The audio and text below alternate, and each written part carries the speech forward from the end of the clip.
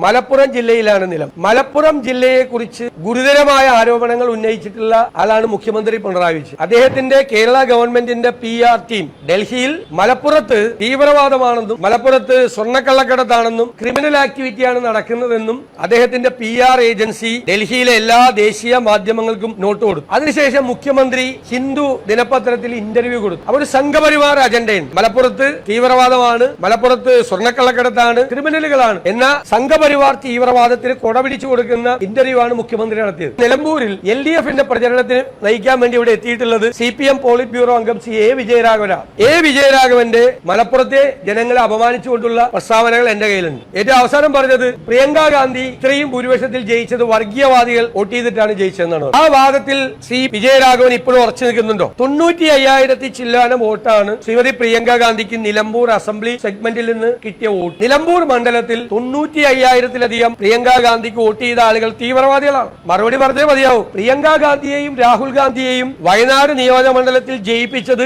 വർഗീയ തീവ്രവാദികളാണ് എന്നുള്ള ഗുരുതരമായ പരാമർശമാണ് ഈ വിജയരാഘവൻ നടത്തിയിട്ടുള്ളത്. മുസ്ലിം തീവ്രവാദികളെന്നും ഇസ്ലാം തീവ്രവാദികളെന്നും മലപ്പുറത്തെ തീവ്രവാദികളെന്നും വ്യാപകമായി CPM നേതാക്കൾ ആവർത്തിച്ച് പറഞ്ഞിട്ടുണ്ട്. ഞങ്ങൾക്ക് മുഖ്യമന്ത്രി പിണറായി വിജയനോടും CPM നേതൃത്വത്തോടും പറയാനുള്ളത്, മലപ്പുറം മുഴുവൻ തീവ്രവാദികളാണ് എന്നുള്ള നിലപാട് നിങ്ങൾ ഇപ്പോഴും ഉറച്ചു നിൽക്കുന്നുണ്ടോ?